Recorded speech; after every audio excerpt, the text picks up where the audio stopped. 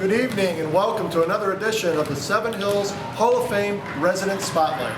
And the spotlight is for January, and it turns to someone that I've known for many years, one of my good friends, Len Muni. Congratulations. Welcome to the show. Thank you. So Len has been a long-time resident of Seven Hills. He's one that likes to keep a low profile and is very modest, but he's very worthy of this resident spotlight. Len, how long have you been in Seven Hills? Since 1992. My parents moved here, and I was living with my parents at that point.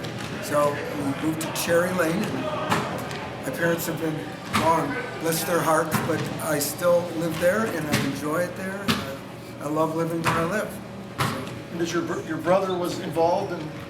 My brother lived in Seven Hills, doesn't anymore, but he was part of the fire department for many years. He became one of the officers in the fire department back in the days when they were all volunteer. So we have a history. He lived in Seven Hills, I believe, well before 1992. So he goes back quite a ways as well. So I know you've supported the fire department, obviously, and since Seven Hills Hall of Fame has come into existence, I appreciate your support with us. So really, Len has done a number of things in his life, but his main passion is as an educator. And last April, he was elected into the Berea City School District Distinguished Alumni Hall of Fame. Tell us about that. That's another thing. I'm not what you call a look at me kind of guy, but I was convinced that by accepting that award, I would help the programs that I'm involved with. I work with, besides being a teacher, I've worked with our school camping program in the Berea schools. I direct our planetarium, which many grade levels attend, and I was convinced that by accepting that award, that would only enhance those programs. Basically, through those two programs, I meet multiple times with every student in our school district. And it's quite a special thing, quite an honor for me to be able to say that. So we're talking about a couple of programs that, if you're not involved with the Berea City School District, you may not be familiar, but Camp My Bro B, My Bro B stands for Middleburg, Brook Park, and Berea. And it's been a long-standing program, one that when alums take surveys, they always indicate that was probably one of the biggest highlights of their school careers. I believe we've got the research on that to support that. I think Mr. Mooney it's a big reason why. Thank you. And the planetarium is housed in Berea Mid Park Junior High, which used to be the old Mid Park, which our producer Kim attended, by the way. So I'm sure she's well aware that there is a planetarium, which there are not a whole lot of planetariums in our area. Very few. So the number of school districts had them and closed them. So we're pretty fortunate to have. So it's another unique program with the students, and I know especially in my experience, the elementary school students, they're excited.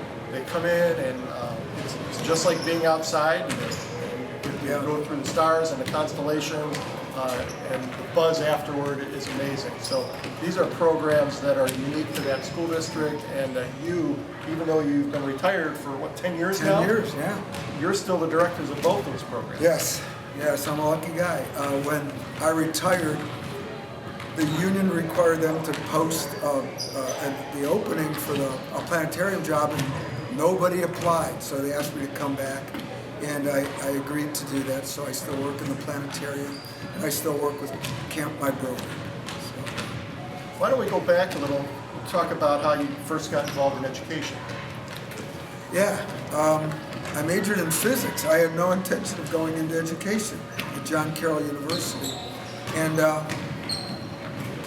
one of the priests at my church said, "Hey, we've got an opening to teach science, and would you like to do it?" And I said, "Well, I don't have a teaching certificate. We'll take you anyway." It was they got me a temporary certificate, and I did that, and I must have liked it enough because I went back and got my teaching credentials, got my master's in education, and here I am, still in it. Now that first school was St. Peter and Paul, which is now St. Josephat Right. in nearby Parma. Right, it was St. Josephat at the time I taught there. Okay. When I was a student there, my first couple years there, it was St. Peter and Paul. So we're going back quite a ways. The mother church, St. Peter and Paul, still exists on West 7th Street downtown. So then how'd you end up with Berea? At John Carroll, it was one of these fluky things. There was on the job board at John Carroll University, they had a posting. They needed somebody to replace a teacher who was having a baby. The job opened in January, and I applied, and I'm still there. And officially taught for 35 years. You were at all three levels, elementary, middle Yes. school, and high school. Yes, I Shows have. your versatility. And most of the time, science was your special area? Well, for the beginning years, I taught a variety. During my elementary years, before I moved to the middle school, when I taught at our elementary schools, I taught basically every subject. Taught English, math, reading. I've taught the entire realm. Then when I moved to the middle school level, started still a variety, but started focusing more on science. Once I got to the high school, it was all science. It's evolved. So then your experience in the field of astronomy, especially with the planetarium, led you to another leadership role now. And I guess since 2017, you're the president of the Cleveland Astronomical Society. Yes, I am. It's a venerable old organization coming up on its 100th anniversary. I think this is its 98th or 99th year.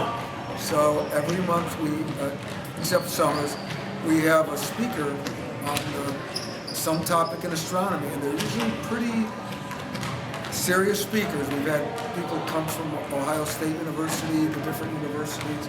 About 2 months ago, we had Jeff Rob is flying in from Houston, talk to us. He may have had other business in Cleveland, but that's pretty cool to get a NASA guy from Houston to come in and talk about space. Absolutely.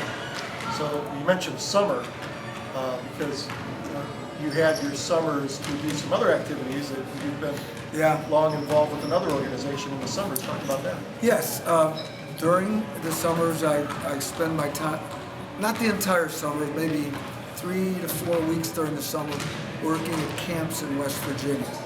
Ogilvy Institute is the organization. Some of our viewers, I'm sure, have been down to Wheeling, West Virginia. Ogilvy Park. Within the park, there's an entity called Ogilvy Institute that does all their educational and cultural programs. I started with them something like 1976 or something. Weird thing like that. It was, and there's a Berea Schools connection there. Okay. I was having lunch one time in a teacher's lunchroom at one of our elementary schools, and could have been in my classroom grading papers or whatever, but I went into the lunchroom and there was a substitute in there. Her name was Billy Altimus. I don't know if they're Berea people, and she was just appointed as the director for their summer camp. Started talking, one thing led to another. She must have heard me maybe talk about Camp Nairobi or something. And she asked me to work for them as their counselor and training director. Except for 3 summers, I've been doing it ever since and continued to. So and one of my biggest memories too, with your role at camp, and I think you've done this in West Virginia and with Camp Nairobi, is the campfires. Oh yeah. And I know that you're very involved not only with the environment but with the Native American culture. Yes, I am. And you taught me what an ishkate is. The fire keeper. Yes. The keeper of the fire. For the fire. So then, once the fire got roaring, Mr. Muni turned to another talent that he has, a musician. He's a singer-songwriter, he plays guitar, and the song that always stuck out with me was Dead skunk in the middle of the road. Right. Yes. And I've had students come back to me as adults and say, Mr. Mooney, I got to tell you that, first of all, thanks for the experience at Camp Nairobi, but I got to tell you, every time I see a dead skunk, I think of you. I think I'll take that as a compliment. Oh, wow, what a compliment. What a compliment. Yeah. And another song, now that you mention it, this year, right at our Seven Hills Home Days, there was a band that was playing the Muhlenberg County. Oh, yes. Yeah, the song is called Paradise. Okay. John Prine is the writer of that song. If you have, made me choose maybe my favorite song of all time, that song, that Paradise song is probably, give it a listen if you get a chance. John Prine is the singer-songwriter, and the song's called Paradise, a wonderful song. Besides being, about the destruction of the land and so forth, it's just a darn good song as well. So, again, environmentalist, astronomer, educator, camp guru, all those things. So if you happen to see Mr. Muni either walking or riding his bike in the city of Seven Hills, say hello. I know you're always out looking to preserve the environment here. And we're lucky, I think, in Seven Hills because being a bedroom community, we're able to preserve our parks. And that's that's a wonderful thing. As a matter of fact, right now, if you go outside, just over in the southwest, the planet Venus is shining brightly and will be through spring. So I don't know when this is going to air, but go out right after sunset, that bright thing in the southwest, planet Venus. Now, here in Seven Hills, we could see it a little bit, but the glare from the city lights of Cleveland only being 10 miles north takes away from that. It does. I bet when you've been to Grand Canyon a lot. Many times. I would imagine that's probably spectacular to see the stars. Incredible. It's hard. One of the, I love where I live, Seven Hills, Northern Ohio. I even love our sports teams. I really do. But the one thing I don't like is the light pollution that we have. And that's just one of the things about a big city. Well, some of the cities are investing in these downward aiming LED lights. And I've experienced those at the Grand Canyon. The parking lots at the hotels and the restaurants on the rim have these downward aiming lights. That's part of their mission, to keep the skies as natural as possible. And I remember standing in a well-lit parking lot, looking up, and saying, whoa, look at the sky. I wish the communities in Cuyahoga County would consider these, and maybe they are, I'm not aware. But besides bringing about more beautiful skies, they can save money. Of course, there's the initial investment on these, but then the electric bills plummet when you do this. So in the long term, not only can it be a money saver, but it can just be an enhancement for the city and bring about beautiful skies. Maybe when you receive your proclamation from City Council, we could push for have a side conversation with Council President or one of our thanks for the thought. One of our city leaders. So once again, appreciate you being with us, Len. Congratulations. Thank you so much. January, Seven Hills Hall of Fame Resident of the Month. Thanks for watching.